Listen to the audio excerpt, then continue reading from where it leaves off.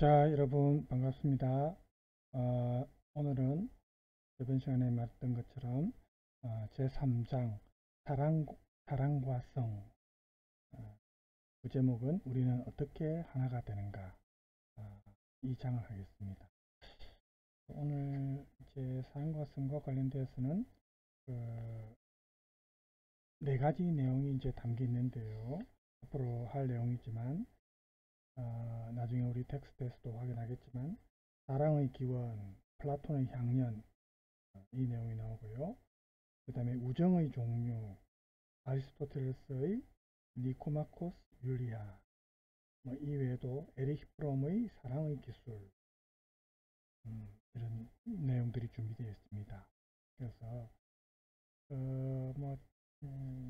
우리가 살면서 이 사랑과 성과 연관이 없는 우리 인간의 삶을 사실은 생각하기 힘든 거 아닙니까? 그죠? 네. 뭐 서양인이든 동양인이든 뭐 인종을 막론하고, 그죠? 전 세계에서도 뭐 종교든 철학이든 어디에서든 나오는 게 사랑입니다.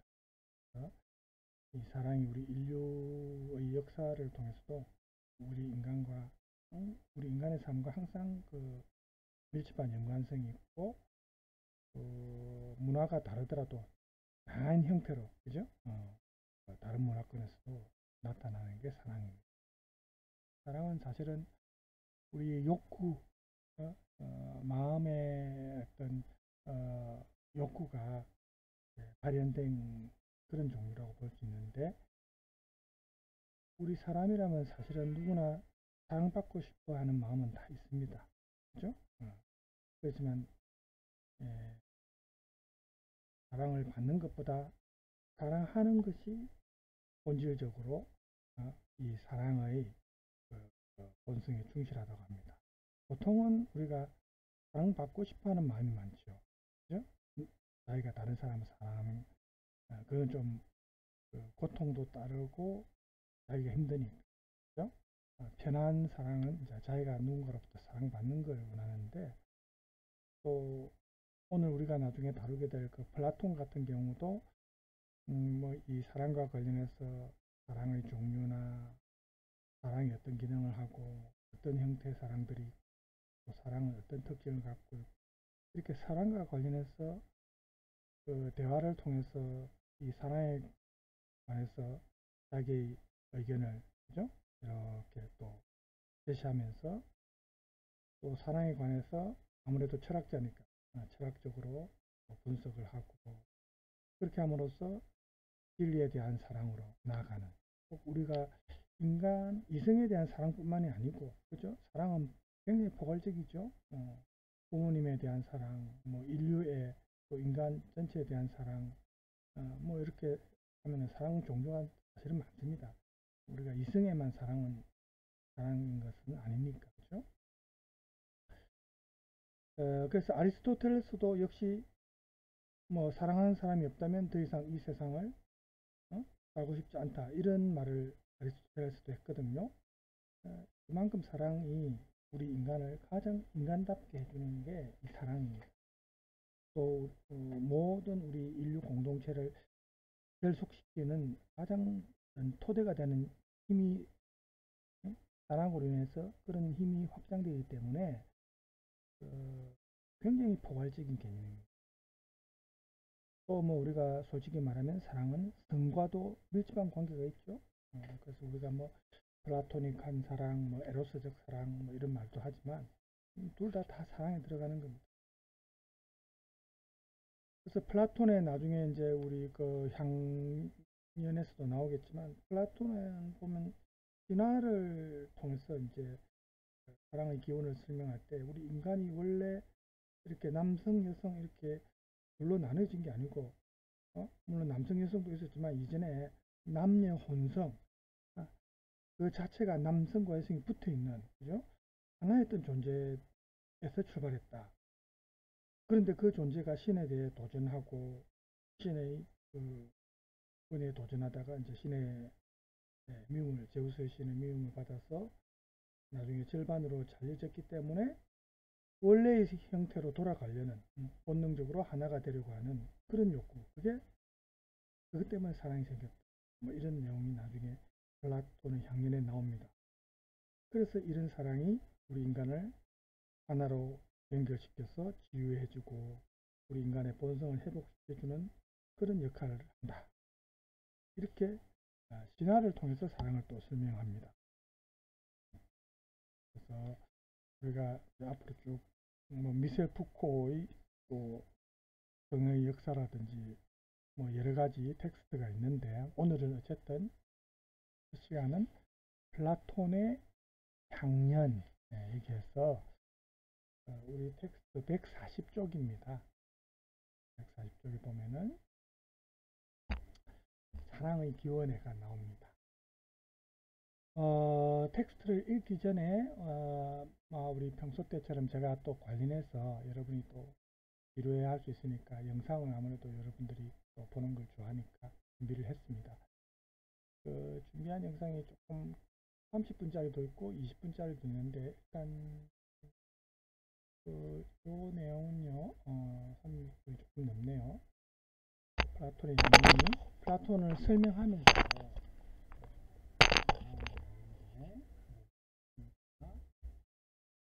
살면서 단 한 편의 글도 쓰지 않았던 그의 스승 소크라테스와는 달리 플라톤은 왕성한 저작 활동을 통해 다방면으로 자신의 견해를 밝혔는데요. 오늘 다룰 책은 그러한 저작들 중에서도 문학적으로 가장 아름답다고 평가받는 책 플라톤의 향연입니다.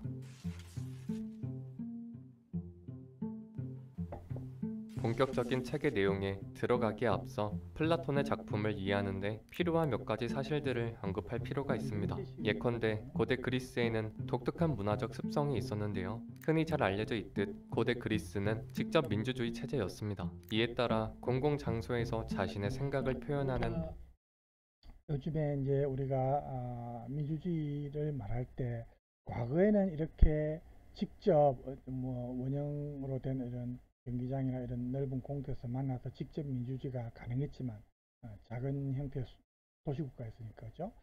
지금처럼 거대한 영토가 넓어지고 인구가 많은 국가에서는 이제 직접 민주주의가 불가능하기 때문에 국민들의 의견을 대표하는 국회의원들을 뽑아서 국회에서 국민을 대표해서 이제 국민의 여론을 정치인들이 야당 여당 이렇게 물론 서로 분리되어 있지만 어쨌든 국민들의 의사를 대변하는 그런 시스템이 이제 민주주의인데 저는 이렇게 생각합니다. 뭐 저뿐만 아니고 요즘 그렇게 생각하는 사람들이 많던데 이제는 사실상 우리가 정보통신 분야의 발달로 뭐 SNS도 그렇고 얼마나 그 신속하게 됩니까? 그죠?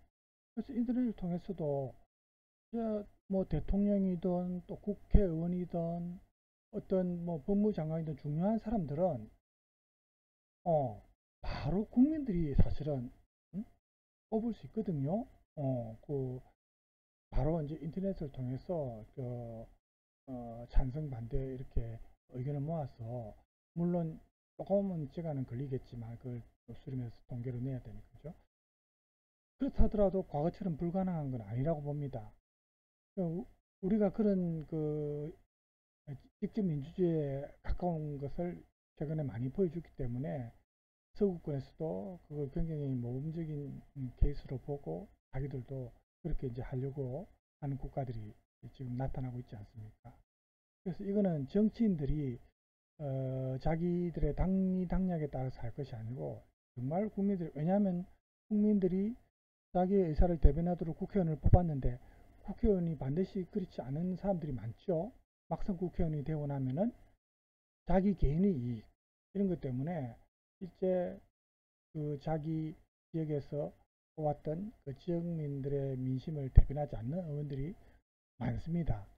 변절하고 그래서 저는 앞으로 이렇게 이제 정보통신의 어떤 고도화된 정보통신의 그 테크닉을 활용해서 기술을 활용해서 얼마든지 과거처럼 이런 직계민주주의를 실현할 수 있는 토대가 마련됐다 이런 생각이 듭니다.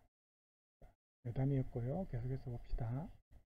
수사법의 교육을 중요하게 취급했죠. 이 수사법의 교사를 자처한 사람들이 바로 소피스트입니다. 이들은 말을 아름답게 꾸미는 방법, 웅변으로 사람들의 마음을 사로잡는 기술 등을 교사로서 귀족이나 그 자제들에게 가르쳤는데요. 이러한 분위기 속에서 유행했던 것이 바로 경합, 즉 아곤입니다. 이는 일종의 경쟁적 대결로 다양한 종목이 존재했습니다. 수사학의 영역에 있어 아곤은 보통 여러 사람이 대중들 앞에서 주제에 관해 연설을 한 뒤 승자와 패자를 정하는 방식으로 진행됐습니다. 즉 누구의 연설이 더 뛰어난지 겨루는 시기죠. 아곤에서 승리한 사람은 정치적으로 많은 명예를 얻을 수 있었습니다. 그렇다 보니 나중엔 그저 경쟁에서 승리하기 위해 별다른 내용도 없는 현학적인 표현들을 늘어놓느라 지적 경쟁의 이미지에서 많이 멀어지기도 했죠. 플라톤의 향연 역시 기본적으로 이 아곤의 과정을 묘사하고 있습니다. 책의 내용은 서두에서 밝히고 있듯 아폴로도로스라는 인물이 그의 친구와 일행들에게 당시의 이야기를 전해주는 형식으로 진행됩니다.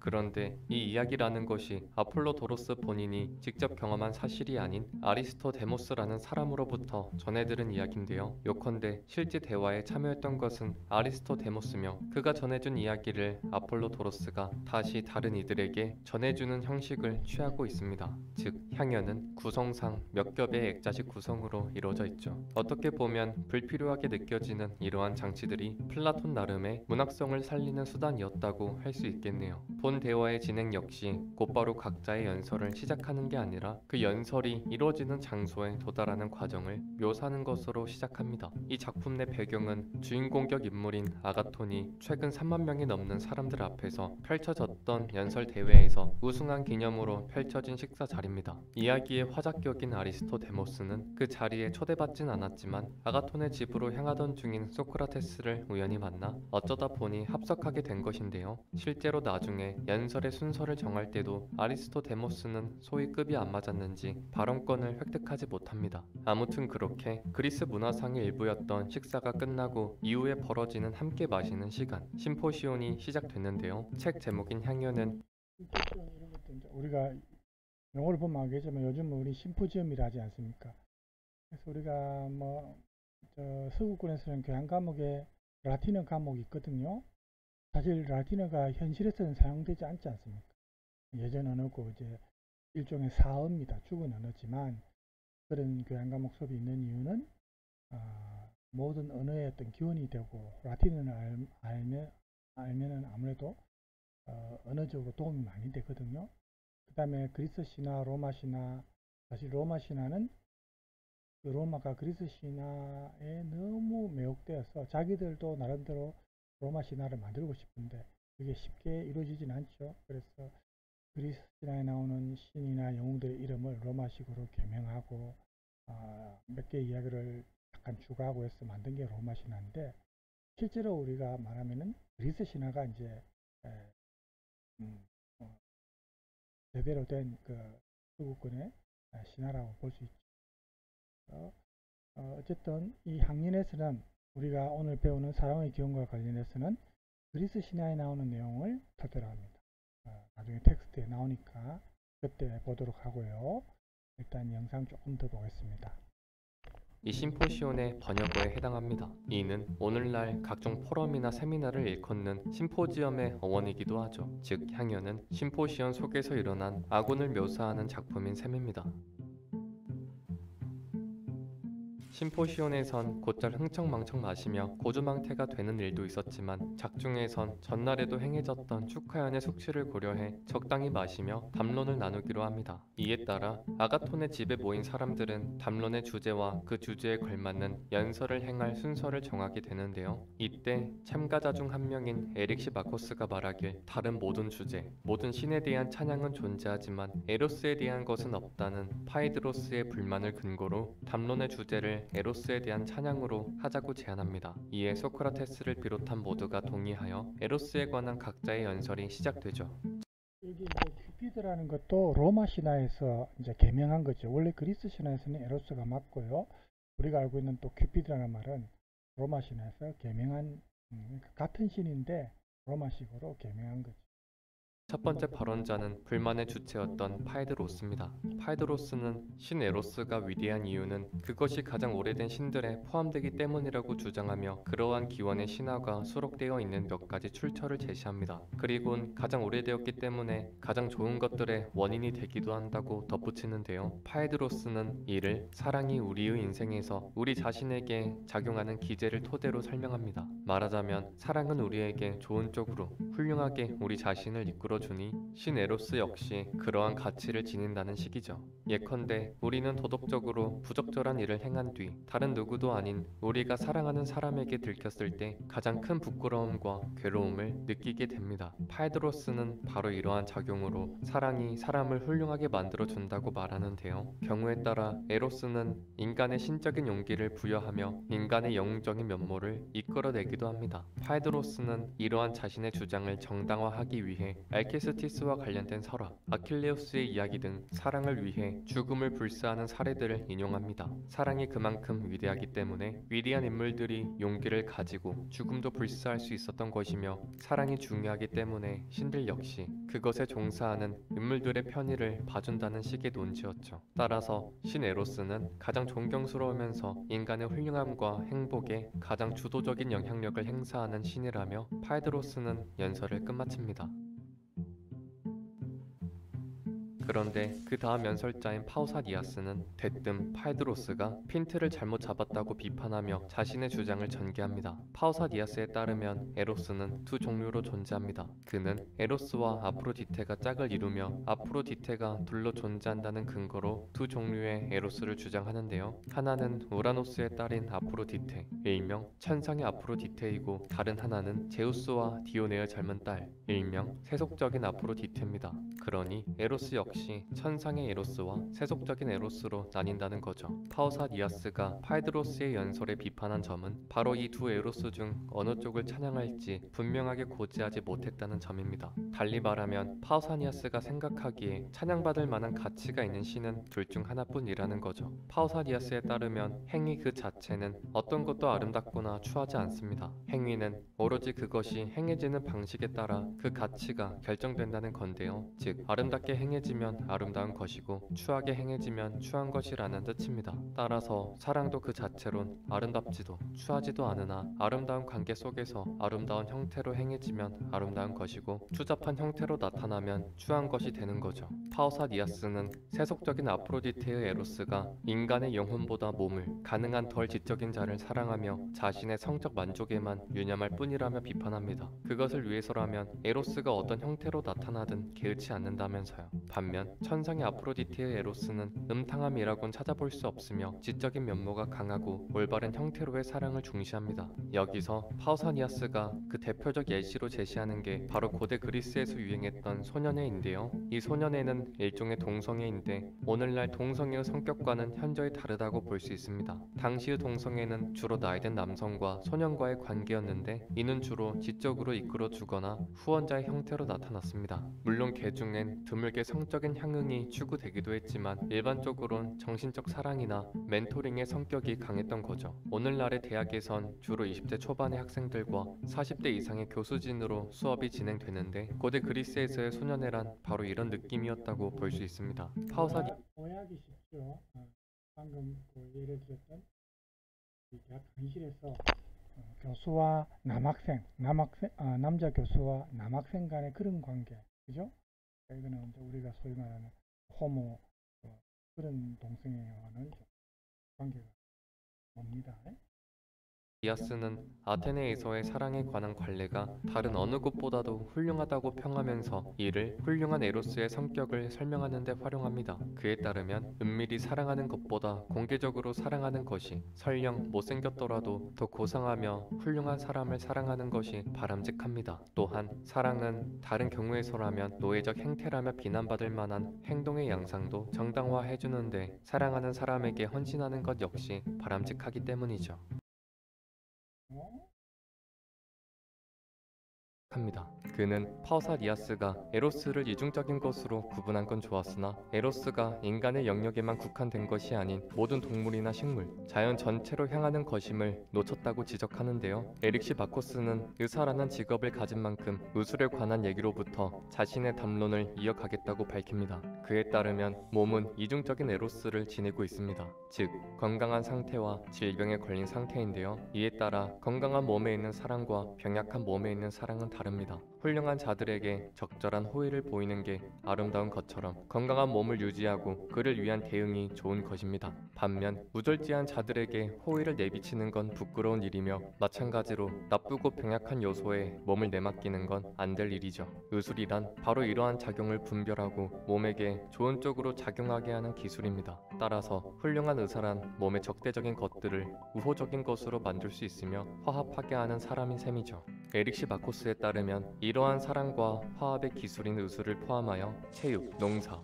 음악 같은 영역을 지배하는 것이 바로 에로스 신입니다. 사랑이 다음 내용으로 또 넘어갈게요. 우리가 시간 관계상 관련 있는 부분만 사실은 조금 봐야 되거든요.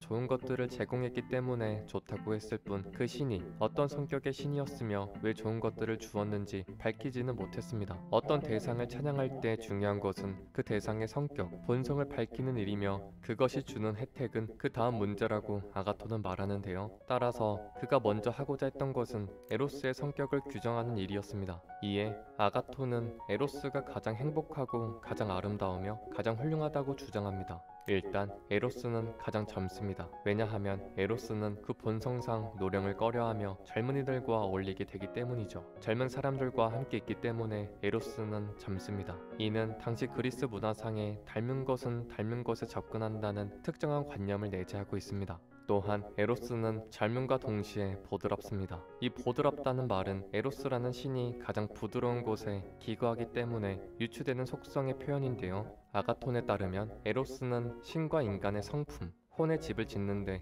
이때 그 터가 되는 혼이 딱딱한 것, 즉 냉정하고 비관적인 것이라면 떠나버리지만 부드럽다면, 즉 좋은 성정을 내재하고 있다면 그곳에 기거합니다. 말하자면 마음씨 좋은 사람에게 사랑이 깃든다는 거죠. 여기서도 역시 닮는 것은 닮는 것에 접근한다는 관념에 따라 에로스는 보드라운 존재가 되는 겁니다. 마지막으로 에로스는 또한 유연합니다. 유연하기 때문에 여러 혼에 들어갔다가 나오는 게 자연스레 가능하다는 거죠. 따라서 에로스는 젊고 보드랍고 유연하기 때문에 아름답습니다. 다음으로 아가토는 에로스의 훌륭함에 대해 말하는데요. 에로스의 훌륭함을 가장 잘 나타내는 요소는 에로스가 신도, 인간도 해치지 않는다는 것입니다. 에로스는 이러한 정의에 관여하는 동시에 절제에도 관여하는데, 절제란 즐거움과 욕구를 지배하는 것입니다. 그런데 아가톤의 생각에 따르면 어떤 쾌락도 에로스보다 더 강할 수 없습니다. 만약 쾌락이 에로스보다 약하다면 에로스에 지배받을 것이고 쾌락의 하위 범주들인 즐거움과 욕구들도 지배할 것이기에 에로스는 절제에 관여하는 셈입니다. 다음 넘어가겠습니다.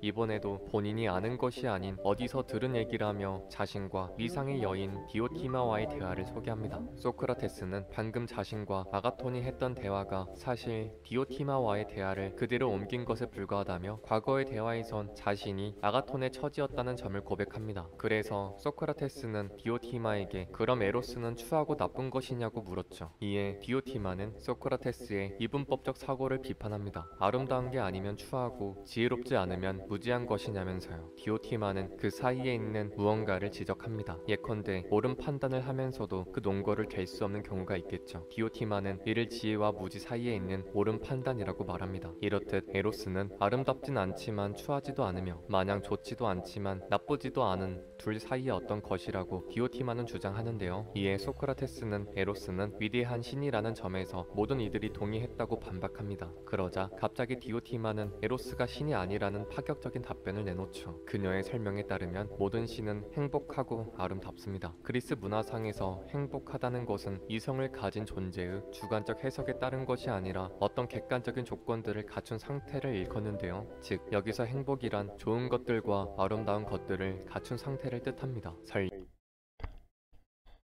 에로스에 관해서 지금 여러 그 유명한 철학자들이 뭐 또 소피스트이기도 하고요. 지금 의견들을 내놓고 있는데, 자, 우리가 시간 관계상 다 들을 수는 없고요. 소크라테스는 디오티마의 설명을 전부 받아들입니다. 그리고 그 다음에 그래서 에로스가 인간들에게 무슨 쓸모, 기능을 가지냐고 묻는데요. 이에 디오티마는 왜 사람들이 아름다움이나 좋은 것들을 사랑하는지 먼저 되묻습니다. 소크라테스는 그것들이 자신에게 생기길 바라서라고 답하죠. 그런데 질문은 여기서 한 단계 더 나아가서 그렇다면 왜 사람들은 아름다움이나 좋은 것들이 자신에게 생기길 바라냐고 디오티마는 묻습니다. 이에 소크라테스는 행복을 위해서라고 답하는데 디오티마는 이를 최종적인 대답으로 인정합니다. 왜 행복해지길 바라냐는 질문은 의미가 없기 때문이죠. 요컨대 사람들은 행복을 위해 사랑합니다. 그리고 사랑과 그 안에 내재되어 있는 대상에 대한 욕구는 모든 인간에게 공통된 것으로 보입니다. 즉 모든 사람이 자신에게 좋은 것들이 있길 바란다는 거죠. 그런데 우리는 모두가 사랑하고 있다고 말하진 않습니다. 사람들은 서로 다른 대상을 사랑하는 것처럼 보이고 또 사랑하거나 사랑하지 않는 상태에 있는 사람들을 발견하기도 하니까요. 이러한 모순의 이유로 디오티마는 사랑이라고 부를 수 있는 일체의 것들에 각기 다른 이름이 붙어있기 때문이라고 설명합니다. 예컨대 제작이란 있지 않는 것에서 있는 것으로 이행해 가는 것에 대한 일체의 원인이라고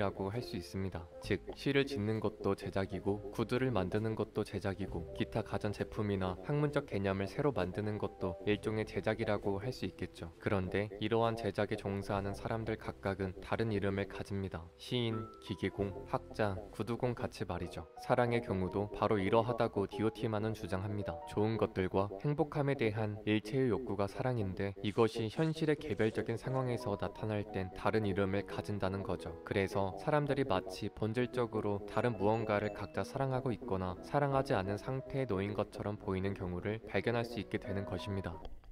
그렇죠. 아까 우리가 앞에서 제가 언급했지만 사랑이 굉장히 포괄적이고 유행이 많겠죠. 우리가 이승애와 관련된 사랑만 사랑으로 볼 수 없고 지금 여기 나온 것처럼 동물에 대한 사랑, 음식에 대한 사랑, 또 뭐 다른 만화나 다른 것에 대한 사랑도 있고 또 뭐 인류애적인 사랑 뭐 굉장히 종류가 많습니다. 그죠? 그래서 이제 이렇게 유행이 많다는 거고 우리가 지금 듣고 있는 거는 어쨌든 대화의 형태고 여러 사람들이 에로스에 대해서 지금 의견을 내놓고 있는 그런 입장이니까 일단 시간 관계상 다는 듣지 않겠습니다. 우리가 오늘 초점 맞추는 부분은 플라톤의 향년에 나오는 사랑의 기원이거든요. 일단 조금만 더 보고 그 내용 텍스트를 보겠습니다. 행복에 대한 욕구를 가지지 않는 사람은 없는데도요. 따라서 사랑은 좋은 것이 자신에게 언제나 있게 되는 것에 대한 것이며 모든 사람은 이를 어떤 형태로든 바라고 있습니다. 본래의 질문으로 돌아와 그래서 이것의 기능은 무엇일까요? 이에 디오티마는 에로스의 기능이란 아름다운 것 속의 생식과 출산이라고 말합니다. 여기서 말하는 생식과 출산은 단순히 생물학적 차원의 것이 아닌 존속될 수 있는 뭔가를 남기는 것에 해당하는데요. 즉 사랑은 영속적인 것에 대한 욕구이기도 한 것입니다. 그것의 1차적인 형태는 새끼를 낳는 출산과 양육이며 나아가 지적인 차원에서 불멸의 작품을 남기는 것도 해당됩니다. 자신의 죽음을 면치 못하는 존재는 그 본성상 언제까지고 존속하며 죽지 않는 것을 추구한다는 거죠. 에로스는 개체를 넘어선 무언가를 남기기 위한 작용인 것입니다. 따라서 잉태는 아이를 낳음으로써 신체적으로 나타나기도 하지만 명예의 보존과 정치적 불멸성을 위해 정신적으로도 나타납니다. 정신적으로 잉태될 만한 가치가 있는 것들은 지혜, 훌륭함, 절제나 올바름 같은 것들이며 이러한 잉태는 아름다운 것 속에서 발생하게 됩니다. 에로스는 추한 것에서 나타나지 않고 아름다운 것에서 나타나기 때문이죠. 그렇다면 여기서 말하는 아름다움이란 구체적으로 무엇일까요? 여기서 디오티마는 아름다움이라는 개념의 상승 과정을 소크라테스에게 구체적으로 묘사하고 있습니다. 우리는 맨 처음에 한 인간의 외형적 아름다움을 봅니다. 이것도 여러분 이미 짐작하셨겠지만 당연히 이거는 외형적인 아름다움만을 말하는 것은 전혀 아니죠. 그렇죠? 이것도 굉장히 포괄적인 의미의 아름다움입니다. 시간 관계상 마지막으로 넘어가겠습니다.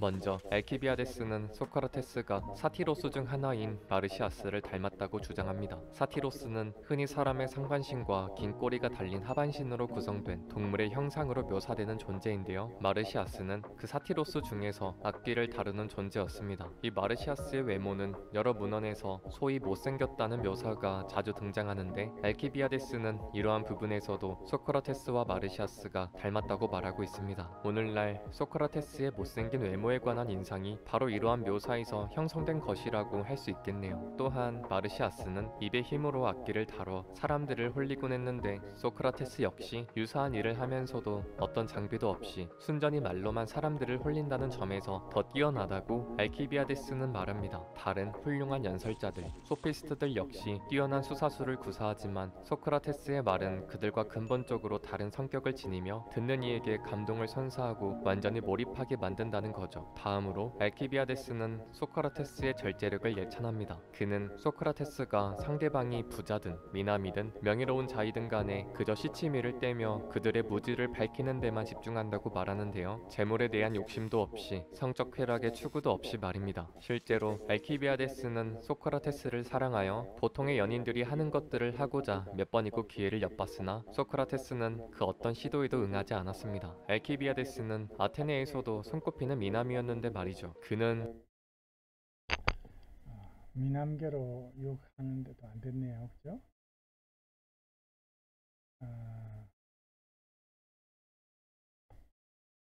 소크라테스를 예찬하는 알키비아데스는 역사적으로 아테네를 배신한 인물로 그려져 아테네 안에서도 엄청난 비난이 빗발쳤던 존재였기 때문입니다. 그런 인물을 굳이 자신의 작품에 등장시켜 이런 발언을 구성했다는 것은 향연에서 나타난 담론이 실제로 있었던 일이며 알키비아데스가 실제로 그 자리에서 그런 발언을 했기 때문에 플라톤이 이를 최대한 옮겨 적었다고 보는 게 타당하겠죠. 굳이 논란의 존재를 실제와 다르게 임의로 등장시켜 자신의 스승을 거짓으로 예찬하도록 할 이유가 없다는 것입니다. 알키비아데스의 발언이 끝나고 소크라테스의 옆자리를 두고 아가톤과 알키비아데스 그리고 소크라테스가 실랑이를 벌였습니다. 그런 와중에 갑자기 문 쪽으로 아주 많은 술꾼들이 몰려 경연이 중단되고 그 자리엔 주량 대결만이 남게 됐죠. 시간 관계상 일단 우리 향연의 이제 전체적인 줄거리 맥락을 이렇게 봤는데, 그러면 오늘 우리가 이제 이 향연에 나온 부분 중에서 이제 그 부분 중에서 발췌한 부분입니다. 그 사랑의 기원과 관련된 부분인데 진화상의 소재를 활용하고 있거든요. 그래서 보면요, 여기 우리 텍스트에도 나오지만 일단 아리스토파네스가 말했다는 군 하면서 이제 전달하는 형식으로 나옵니다. 사실 에릭시마코스, 나는 자네와 파우사니아스가 말한 것과는 약간 다른 방식으로 말하겠네. 내 생각에는 사람들은 에로스의 힘에 대해 전혀 알지 못하는 것처럼 보이네. 만일 알았다면 에로스에게 가장 큰 신전과 제단을 만들어 바치고 가장 큰 희생제의를 바쳤을 것이네. 그러니까 자기가 볼 때는 에로스가 정말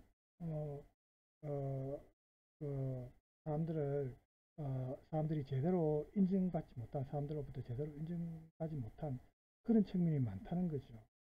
실제로 우리가 삶을 살아가는 데 있어서 아까 저 배경에서도 얘기했지만 사랑과 관련이 안 되는 우리 인간의 삶이 거의 없지 않습니까? 그죠? 그래서 그런 거를 고려할 때 이 에로스가 제대로 대접을 못 받는다는 것이 좀 안타까웠겠죠. 그래서 이제 이런 말을 하는 것 같은데, 계속해서 보겠습니다. 당연히 다른 어떤 신들보다도 더 많은 것들이 바쳐져야 하는데도 아무것도 바쳐지지 않고 있다네. 에로스 신한테, 그죠? 모든 신 가운데서도 에로스야말로 인간에게 가장 우호적인 신이네. 사실 에로스는 인간을 도와주는 존재이고 인간을 치료하는 존재. 우리가 사랑으로 마음의 병도 치료할 수 있다 이런 말을 하지 않습니까? 그죠? 또 최고의 행복을 가져다 주는 존재지.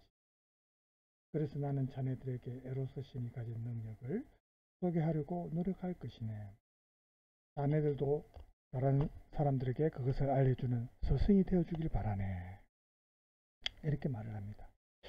먼저 자네들은 인간의 본성과 그것이 어떤 일을 겪었는지 배워야 하네. 옛날에는 우리의 본성이 지금과 똑같지 않았고 좀 달랐네. 우선 인간은 지금처럼 남성 여성으로만 이렇게 이분화되어 있었던 것은 아니네. 세 번째 종류의 성, 제가 아까 말했죠. 남성 여성 말고 세 번째 성이 있었답니다. 그게 뭐냐? 남녀 양성 모두를 가진 존재. 그 신화에 나오거든요. 지금은 그 이름만 남아있고 그것 자체는 사라져버렸지. 그때는 남녀 양성은 이름만이 아니라 형태상으로도 남성과 여성을 모두 가진 하나의 성이었네. 실제로 그런 이제 남자와 여자가 몸이 같이 붙어 있는 형태겠죠. 그게 있었다는 겁니다. 그렇지만 지금은 이름만 남아서 비난하는 말에 주로 사용되고 실제로 존재하지는 않는다네. 모든 사람의 모습은 등과 옆구리가 원을 이루어 완전히 구형이었네. 이 남녀 양성을 말합니다. 4개의 팔과 4개의 다리, 그리고 둥그런 목 위에 모든 면에서 똑같은 2개의 얼굴을 가지고 있었네. 서로 반대 방향을 향해 있는 두 얼굴에 하나의 머리를 가졌으며 또 4개의 귀, 2개의 생식기가 있고 나머지는 지금까지 내가 말했던 것들로부터 상상할 수 있을 것일세. 자, 여러분 상상해 보세요. 그렇죠? 생식기도 2개고 귀, 눈 다 2개고 이제 지금 우리 남자 여자가 합쳐진 겁니다. 대신에 머리는 하나라는 겁니다. 그렇죠? 얼굴은 2개입니다. 얼굴이 2개인데 머리가 하나라는 겁니다. 그 다음에 지금처럼 똑바로 서서 두 방향 중 어느 쪽이든 원하는 대로 움직였다네. 그들이 빨리 달리기 시작했을 때는 마치 공중돌기를 하는 사람들이 다리를 뻗은 채로 회전하면서 가는 것처럼 8개의 팔다리로 재빠르게 굴러다녔네.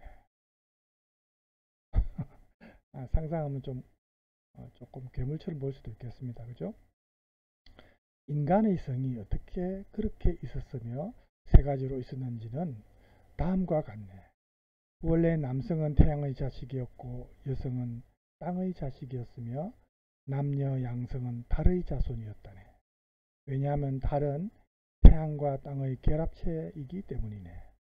그들은 둥그렇고 둥글게 움직였다는데 그 부모들을 닮았기 때문이지. 그들은 힘이나 능력이 엄청났고 야망이 매우 컸기 때문에 신들을 공격하려 했네. 자, 이 부분이 문제입니다. 신들에 대항하고 공격하려 했다는 이게 지금 문제가 된 거죠.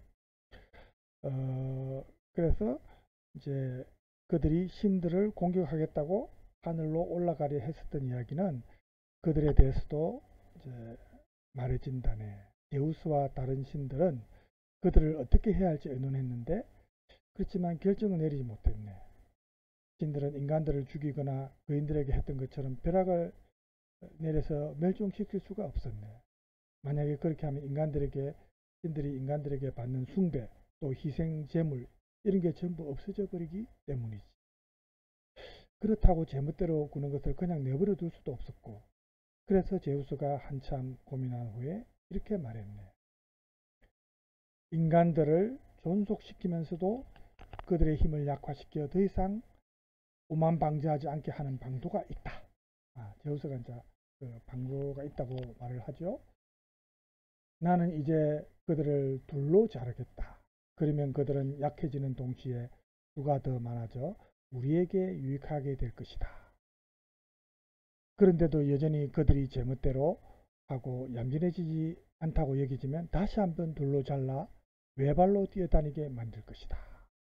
다행히도 다시 자르는 일은 없었습니다. 만약에 다시 잘라서 우리가 전부 지금 발 하나밖에 없었을 거예요. 물론 진화상 이야기고 우스개 이야기입니다만은 어쨌든 다시 잘리는 일이 없었고 양분되는 이제 한 번으로 끝이었죠. 제우스는 이렇게 말한 후에 인간들을 둘로 잘랐네. 마치 사람들이 그 마가목 열매를 저장하기 위해 잘라내듯이 이렇게 제우스는 인간을 자를 때 아폴론에게 그 얼굴과 목 반쪽을 몸이 잘려진 곳을 향해 돌려놓으라고 명령했네. 그것은 인간이 항상 자신의 절단된 부분을 보면서 좀 더 공손해지게 만들기 위해서였다네. 그러자 아폴로는 그 얼굴을 돌려놓고 지금 우리가 배라고 부르는 곳을 향해 몸의 모든 곳에서 살을 잡아당겨서 마치 끈으로 주머니를 졸라매듯이 배 중앙에 주둥이가 만들어지도록 단단히 묶었다네. 이것이 바로 배꼽이라 불렀네. 말이 됩니까? 지금 우리가 배꼽 보면은, 그죠? 사실은 뭐 저도 집에 이제 애들이 3명인데 저는 그 애들 낳을 때 다 산부인과에 직접 있었습니다. 지금도 그렇겠지만 의사들이 이제 태아가 태어나면 그 가위로 탯줄을 자르라 하거든요, 남편한테. 저는 3명 다 제가 잘랐어요, 탯줄을. 그래서 탯줄을 자르면 그게 이제 말려 들어가고 끝에 남는 게 이제 지금 우리 배꼽처럼 되죠. 좀 덜 자르면 약간 튀어나온 배꼽이 되고 그렇습니다. 어쨌든 우리 신화상의 내용이지만 계속해서 들어보면요. 또한 다른 수많은 주름들을 매끄럽게 펴고 갓바치가 구두 목형에 놓고 가죽의 주름을 매끄럽게 펴듯이 비슷한 도구를 가지고 가슴을 만들어냈네. 그렇지만 배꼽 주변에 있는 주름들 중 일부는 그냥 남겨두었네. 그것은 그들이 옛날에 겪었던 일을 상기시키기 위한 것이었네. 배꼽을 보고 기억해라는 의미라는 거죠. 그런데 인간의 본성이 이렇게 둘로 잘렸기 때문에 각각의 반쪽은 자신의 나머지 반쪽을 그리워하면서 함께 있으려고 했네. 그들은 서로 팔로 감싸게 안고 꽉 붙어서 한 몸이 되길 욕구했네. 서로 떨어져서는 아무것도 하려 하지 않아서 결국 굶어 죽거나 아무 일도 하지 않아 죽어버렸네. 그래서 반쪽들 중에서 어느 하나가 죽고 나머지 하나가 남게 되면 살아남은 반쪽은 다른 상대를 찾아다니다가 뒤엉켰다네. 때로는 상대가 여성의 반쪽이 되기도 하고 남성의 반쪽이 되기도 하였네. 어쨌든 그들은 그렇게 멸망해 갔다네. 그래서 이제 제우스가 이런 인간들을 보니까 좀 불쌍했다고 생각이 들겠죠. 그래서 다른 방도를 이제 생각했는데 제우스는 그들의 생식기를 몸의 앞쪽으로 옮겼습니다. 그때까지 인간들은 생식기를 몸의 뒤쪽에 가지고 있었는데 그래서 상대방 속에다 자식을 낳는 것이 아니라 매미들처럼 땅 속에다 자식을 낳았다네. 네? 생식기가 뒤에 있을 때는 신하지만 재밌죠. 예. 그래서 제우스는 그들의 생식기를 앞쪽으로 옮겨서 그들이 상대방 속에다, 즉 남성이 여성 속에다 자식을 낳도록 해주었다네. 남성과 여성이 만나 서로 결합하면 자식을 낳아 종족을 보존하게 하고 또 남성이 남성을 만날 때도 최소한 만족감을 가지게 하여, 이건 동성애겠죠. 잠시 숨을 돌리고 각자 일로 돌아가 나머지 다른 삶도 돌보게 하기 위해서 그렇게 했답니다. 아주 먼 옛날부터 인간은 태어나면서 서로에 대한 사랑을 가지고 있었다네. 그래서 사랑은 인간의 원초적 상태로 회복시켜주는 역할을 하고 둘을 하나로 만들어 주어 인간의 본성을 치유하려 하네. 이게 이제 사랑의 기능이죠. 신화에서 나오는 우리는 각자 하나가 둘로 나눠진 반쪽이라네. 마치 넙치와 같이 하나에서 둘이 잘라졌기 때문이네. 그래서 우리들은 각자 자신의 반쪽을 끊임없이 찾아다니게 되네. 당시에는 양성구유자라 불렸겠지만 남녀 성으로부터 잘려나온 남자들은 여자들을 매우 좋아하고 대부분 간통하는 남자들이 남녀성에서 나온다네. 마찬가지로 남녀성에서 잘려나온 여자들은 남자들을 좋아하고 간통하는 여자들이 남녀성에서 나온다네. 반면에 여성으로부터 잘려 나온 자들은 남자들에게는 관심이 없고 오히려 여자들에게 관심이 쏠려 있습니다. 이건 이제 여성 같은 동성애겠죠. 동성애하는 여자들은 이들에게서 나온다네. 레즈비언들입니다. 한편 남성에서 잘려 나온 자들은 남자들을 쫓아다니네. 그들은 남성에서 잘려 나온 반쪽들이라서 소년일 때는 남자들을 사랑하고 함께 결합하기를 좋아하네. 이들은 소년들과 청년들 중에서 가장 훌륭한 자들이라 할 수 있네. 그들은 본성적으로 가장 용감한 자들이기 때문일세. 어떤 사람들은 그들이 파렴치하다고 말하지만 틀린 말일세. 그들이 이런 일을 하는 것은 대담하고 용감하고 남자다워서이고 자신들과 비슷한 것을 좋아하기 때문입니다. 우리가 지금 생각하는 남성들끼리 서로 끌리는 그런 호모 동성애와는 좀 생각하는 게 좀 다르죠. 그래서 이전에 내가 말했듯이 우리는 하나였었네. 그러나 지금은 우리의 죄 때문에 과거에 그죠? 이런 죄 때문에 제우스에 의해서 나눠졌다. 어쨌든 신에 대항하다가 이제 그렇게 됐답니다. 그 세 번째 성이 그죠? 남녀가 붙어있던 양성이 그죠? 만일 우리가 신들에게 공손하게 굴지 않으면 다시 나눠져서 마치 묘석의 부조로 묘사된 인물들처럼 코 중심으로 잘려 반쪽 주사위처럼 돌아다니게 될 것이다. 그래서 모든 사람은 신을 공경하도록 서로 독려해야 하네. 에로스는 우리의 인도자이자 지도자로 에로스와 함께 어떤 것은 피해가고 어떤 것은 실현할 수 있네. 누구도 에로스와 대립해서는 일할 수 없네. 신들의 미움을 받는 것이 에로스와 대립하는 것이라네. 만약 우리가 에로스의 친구가 되고 화해를 한다면 지금은 단지 소수의 사람들에게만 생기는 일인 즉 사랑하는 사람을 찾아서 만나게 될 것이다. 자, 그러니까 이런 이제 얘기를 합니다. 그래서 이런 유형의 소수의 사람에 속하면서 둘 다 남성의 반쪽이 될 수도 있고 그렇지만 난 모든 남자들과 모든 여자들에 대해서 말하고 있다네. 인간은 각자 자신이 사랑하는 사람을 찾아 자신의 원래의 본성을 회복하면 행복하게 될 것이에요. 만약 이것이 가장 좋은 것이라면 현재로는 그것에 가장 가까운 것이 가장 좋은 것이었어요. 이렇게 말합니다. 조금만 마무리하다 보고 시간이 어떻게 되죠? 50분 되면 마치겠습니다. 그렇죠? 네. 그것은 자신과 본성적으로 잘 맞는 사랑하는 사람을 찾는 것이라네. 만약 우리가 이러한 일을 맡은 신을 에로스 신이겠죠. 칭송하려 한다면 바로 에로스를 칭송하는 것이었어요. 현재로는 에로스가 우리에게 일어날 수 있는 가장 좋은 것입니다. 그는 우리에게 본성적으로 가까운 것을 향해 우리를 이끌고 있네. 나아가 미래에도 가장 큰 희망을 우리에게 준다네. 만약 우리가 신들을 공경한다면 에로스는 우리의 원래 본성을 회복시키고 우리를 치유해주며 우리를 축복하고 행복하게 만들 것이었어요. 결국은 이 사랑이 우리 인류의 그죠? 마음의 상처도 치료해주고 또 축복을 내려주고 우리 인류를 인간을 행복하게 해주고 사랑이 이런 기능을 한다는 거죠. 이제 이 플라톤의 이 장인이라는 사부작에는 많은 얘기가 나오고 또 에로스와 관련해서 여러 인물들이 이제 서로 대화를 하는 형태로 나오지만 우리 텍스트에서는 그 중에 일부지만 그렇죠? 요 남녀 양성 신화에서 나오는 소재인데 여기서 출발한 걸 말합니다. 그래서 이제 이렇게 서로 잃어버린 반쪽을 향해서 그죠? 본능적으로 찾아 나서는 게 진짜 사랑이라는 그런 어떤 멘트라고 볼 수 있고요. 지금 시간상으로 이제 50분 다 됐네요.